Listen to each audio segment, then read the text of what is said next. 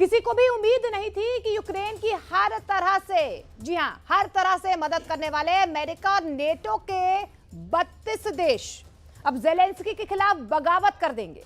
किसी को भी उम्मीद नहीं थी कि राष्ट्रपति डोनाल्ड ट्रंप यूक्रेन के दुर्लभ खनिजों पर नजरें गड़ा लेंगे। हालात तो ये हो गए हैं कि हारते और हांफते हुए यूक्रेन को एक तरफ से पुतिन पीट रहे हैं, जबकि दूसरी तरफ से ट्रंप ने यूक्रेन को कंगाल करने वाला एक बहुत बड़ा कदम उठा लिया।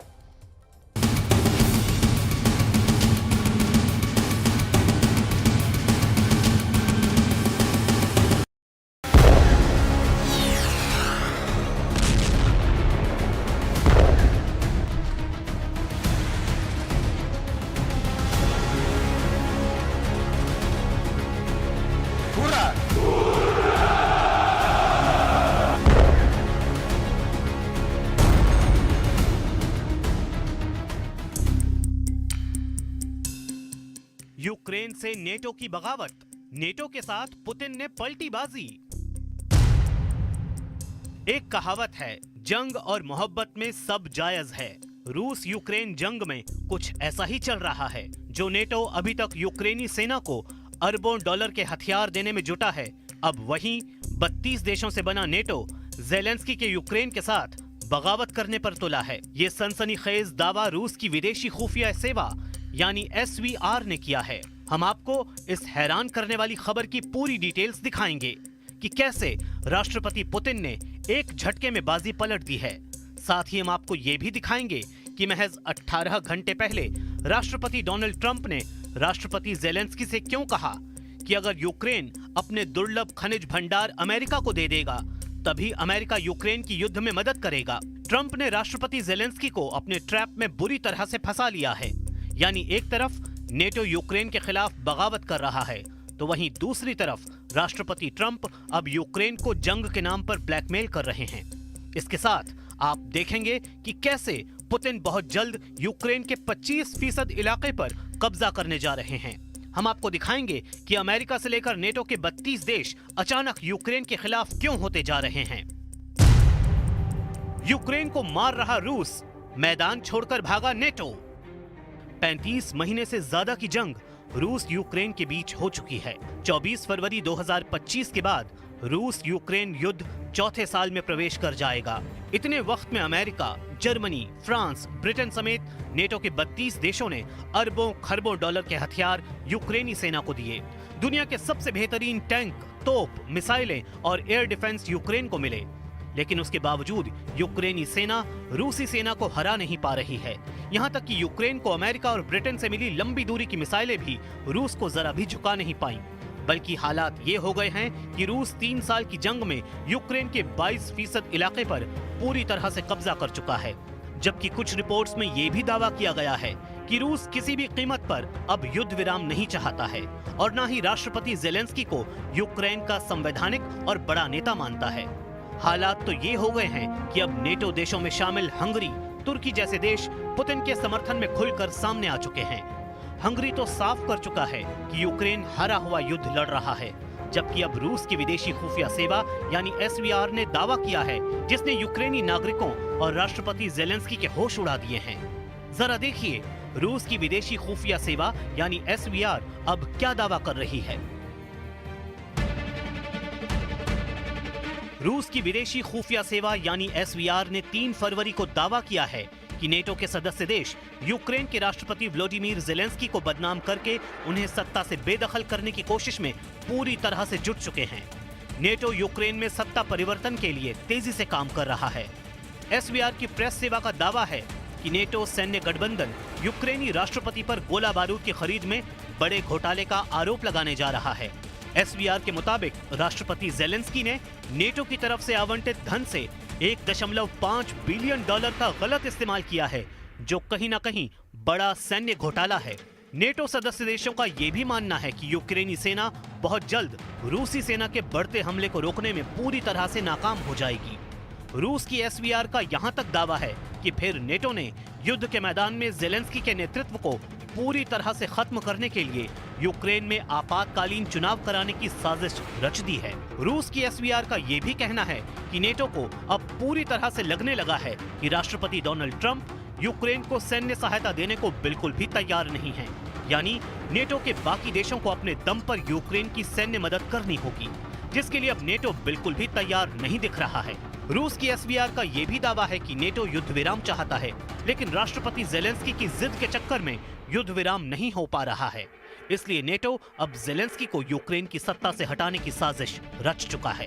इधर पुतिन ने जेलेंस्की के साथ युद्ध विराम के मुद्दे पर दो टूक कह दिया है कि राष्ट्रपति जेलेंस्की यूक्रेन में जबरन राष्ट्रपति बने हुए हैं। ऐसे हालात में जेलेंस्की के साथ युद्ध विराम पर कोई बातचीत नहीं हो सकती। Спонсоры западные, они же не могут существовать, они месяц не просуществуют, если прекратятся деньги и в широком смысле говоря патроны. Все закончится через месяц, полтора-два. В этом смысле суверенитет Украины, он почти нулевой. कीव को लूट रहे ट्रंप, यूक्रेन को रौंद रहे पुतिन। हैरानी की बात यह है कि एक तरफ रूसी सेना तेजी से डोनेस्क, खैरसोन, खार्किव, सुमे, ज़ेपोरिज़िया, बेड्यांस्क, पोल्टावा पर कब्जा करने में जुटी है, तो वहीं दूसरी तरफ राष्ट्रपति डोनाल्ड ट्रंप ने जेलेंस्की को यूक्रेन के सामने ऐसी शर्तें रख दी हैं जो किसी भी ब्लैकमेल से कम नहीं हैं। अब राष्ट्रपति ट्रंप यूक्रेन के दुर्लभ खनिज यानी रेयर अर्थ मटेरियल पर पूरी तरह से कब्जा चाहते हैं। ट्रंप का साफ कहना है कि अब अगर यूक्रेन को अमेरिकी सैन्य मदद चाहिए तो यूक्रेन को अपने दुर्लभ खनिज भंडार अमेरिका को देने पड़ेंगे। यानी एक तरफ पुतिन यूक्रेन के 25% इलाके पर कब्जा कर रहे हैं, तो वहीं यूक्रेन की मदद के नाम पर अमेरिका यूक्रेन के खनिज संसाधनों पर कब्जा करने जा रहा है। यानी एक तरफ ट्रंप कीव को लूट रहे हैं, तो वहीं दूसरी तरफ रूस यूक्रेन को बुरी तरह से रौंद रहा है। डोनाल्ड ट्रंप ने यूक्रेन को युद्ध में मदद जारी रखने के बदले रेयर अर्थ मटेरियल यानी दुर्लभ खनिज को लेकर समझौता करने का दावा किया है। एपी न्यूज के मुताबिक 3 फरवरी को ट्रंप ने ओवल ऑफिस में मीडिया से कहा कि हम यूक्रेन के साथ एक ऐसा समझौता करना चाहते हैं जिसके तहत वो अपने रेयर अर्थ मटेरियल और अन्य महत्वपूर्ण संसाधन हमें देंगे और बदले में अमेरिका उनकी सैन्य मदद करेगा। अमेरिकी राष्ट्रपति डोनाल्ड ट्रंप ने दो टूक कहा कि हम यूक्रेन युद्ध में सैकड़ों अरब डॉलर लगा रहे हैं, लेकिन अब हम यूक्रेन के पास मौजूद बहुत बढ़िया रेयर अर्थ मटेरियल यानी दुर्लभ खनिजों को हासिल करना चाहते हैं। युद्ध शुरू होने के बाद से अमेरिका यूक्रेन को करीब 63 अरब डॉलर यानी 5.45 लाख करोड़ रुपए की मदद दे चुका है। अब ऐसे हालात में अगर यूक्रेन अमेरिका को अपने दुर्लभ खनिज नहीं देता तो राष्ट्रपति ट्रंप यूक्रेन की सैन्य सहायता तुरंत बंद कर देंगे। Telling Ukraine they have very valuable rare earth.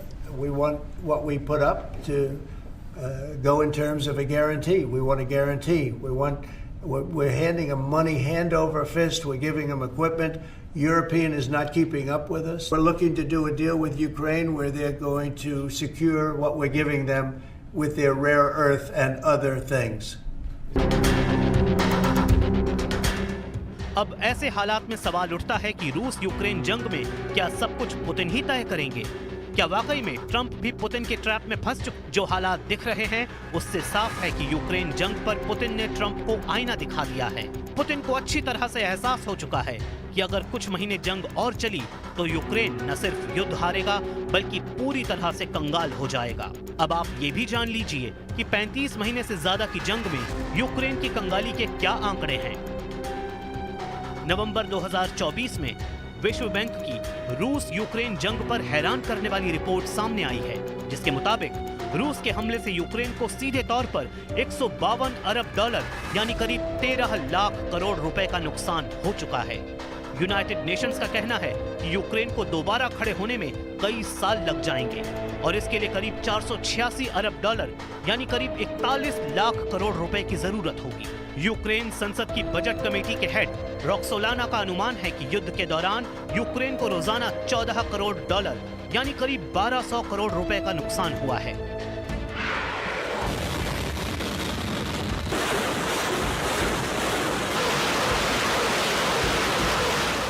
इधर दूसरी तरफ रूस ने यूक्रेन पर हमले बेहद तेज कर दिए हैं। Institute for the study of war यानी ISW का दावा है कि रूसी सेना जनवरी 2025 में ही यूक्रेन के 430 वर्ग किलोमीटर इलाके की तरफ बढ़ चुकी है। ऐसा अंदाजा लगाया जा रहा है कि रूसी सेना बहुत जल्द यूक्रेन के प्रोकोवस्क पर भी कब्जा कर लेगी, जिसके बाद यूक्रेन की हार का ऐलान हो सकता है।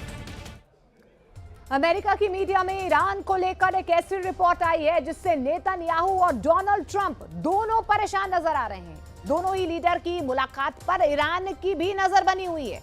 नेतन्याहू ट्रंप को ईरान के बारे में वो हर बात बताना चाहते हैं, जिसके बाद ट्रंप के लिए यह फैसला करना बेहद मुश्किल हो जाएगा कि ईरान ये युद्ध लड़ा जाए, ईरान से ये युद्ध जो है वो लड़ा जाए या फिर अमेरिका पीछे हट जाए।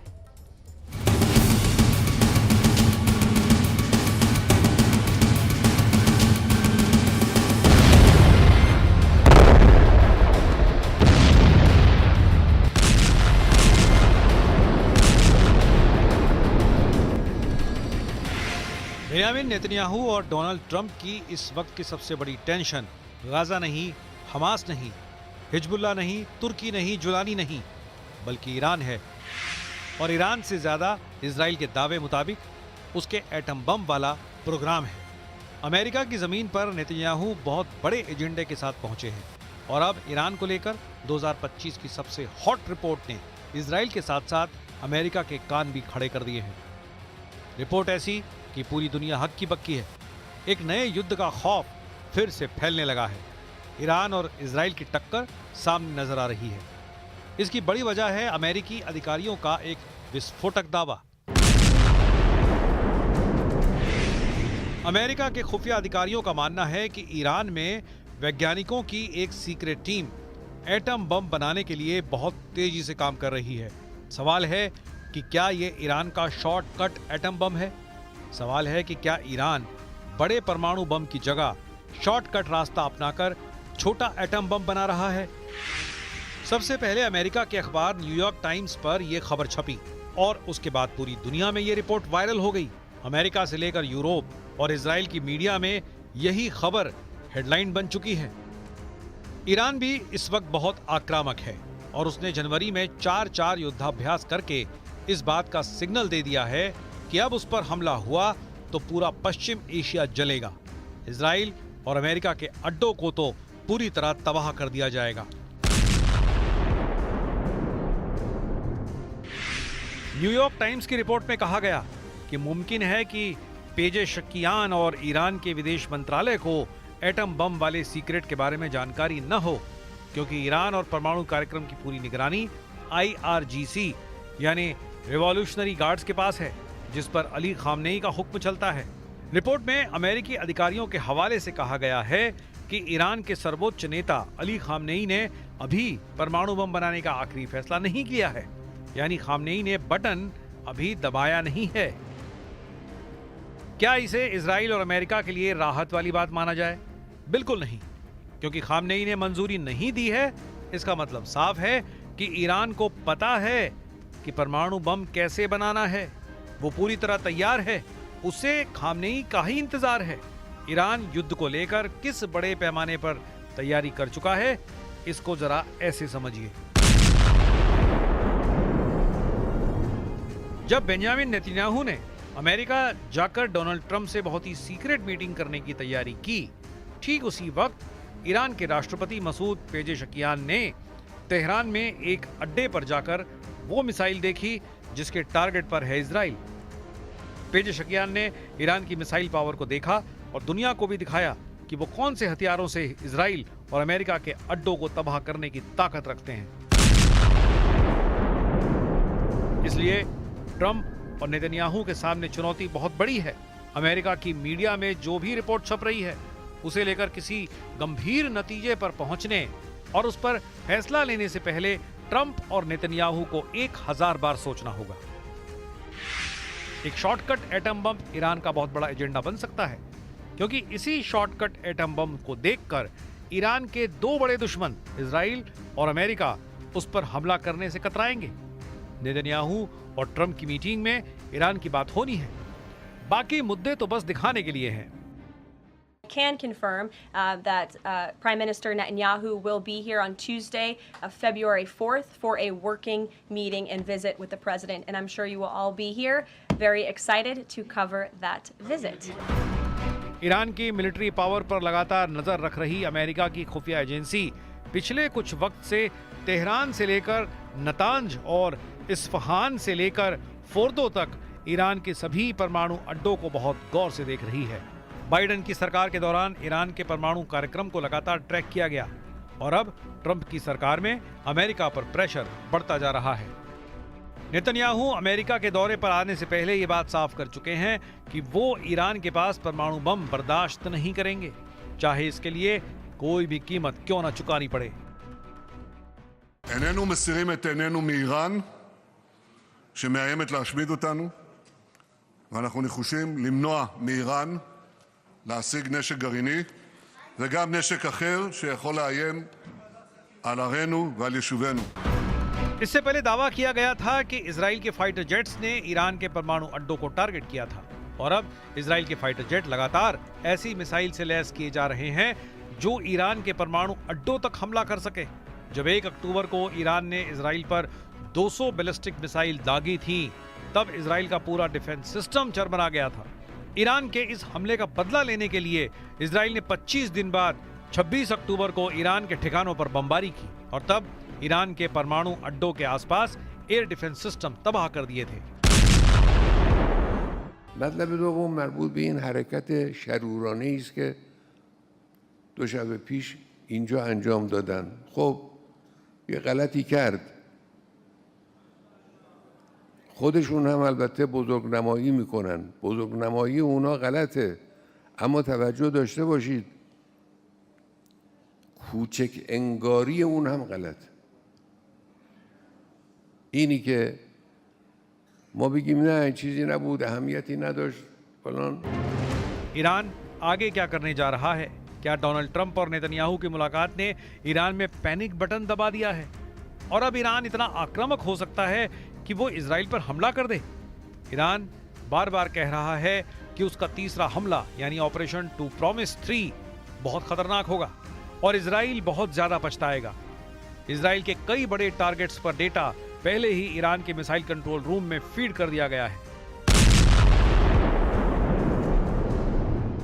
इजराइल की कैपिटल तेल अवीव, इजराइल का दूसरा सबसे बड़ा शहर और पोर्ट सिटी हाइफा, इजराइल का तीसरा सबसे बड़ा शहर अश्केलान, इजराइल का सबसे बड़ा बंदरगाह अशदोद, इजराइल का सबसे खतरनाक मिलिट्री बेस नेवातीम, नेगेव के रेगिस्तान में सबसे बड़ा शहर बीर शेबा। ईरान के एटम बम और उससे युद्ध के खतरे को लेकर इजराइल के 25 शहरों में बड़ा अलर्ट है। एक ऐसी घड़ी टिक टिक कर रही है जो किसी भी वक्त बिना वार्निंग के रुक सकती है। कह सकते हैं कि ये 1000 मिसाइलों वाला वो टाइम बम है जिसके टारगेट पर पूरा इजराइल है। नेतन्याहू जानते हैं कि ईरान ने 1 अक्टूबर को जैसा हमला किया था वैसा ही हमला या उससे 2 गुना या फिर 3 गुना हमला मिसाइलों से दोबारा किसी भी वक्त हो सकता है। रिपोर्ट में बताया गया है कि ईरान के पास परमाणु बम बनाने की तकनीकी क्षमता है, लेकिन ये बम किस हथियार के साथ लैस किया जाए इसे लेकर सवाल है। हालांकि ईरान की मिसाइल पावर ने खुद को बार बार साबित किया है। ईरान की मिसाइलों की रेंज इजराइल और उससे भी आगे तक है। 1 अक्टूबर को ईरान ने 200 बैलिस्टिक मिसाइल फायर की थी। इस बार ईरान 1000 मिसाइल फायर करेगा तो क्या होगा? ये बात इजराइल से ज्यादा अमेरिका को परेशान कर रही है, क्योंकि युद्ध बढ़ा तो खाड़ी में अमेरिका के अड्डे ईरान के सॉफ्ट टारगेट बन सकते हैं। ईरान की लीडरशिप के तेवर बता रहे हैं कि ईरान दिसंबर तक इंतजार नहीं करेगा, लेकिन दूसरी तरफ यह भी बात साफ है कि इजराइल बहुत ज्यादा अलर्ट है और वो ईरान को अब मौका भी नहीं देगा। ट्रंप के राष्ट्रपति बनने के बाद नेतन्याहू की खुशी का ठिकाना नहीं है। ईरान को रोकने के लिए नेतन्याहू किसी भी हद तक जा सकते हैं। ये बात वो बार बार कह चुके हैं। מי שפוגע בנו, אנחנו פוגעים בו. זהו העיקרון שהנחה אותנו עד היום, וזה העיקרון שינחה אותנו גם בהמשך הדרך. התקיפה באיראן הייתה מדויקת ועוצמתית. नेतन्याहू रोज अपने वॉर कैबिनेट से बात करते हैं, अपने एयर डिफेंस से लेकर मिसाइल डिफेंस वाले महकमे को अलर्ट करते हैं ताकि ईरान को काउंटर किया जा सके।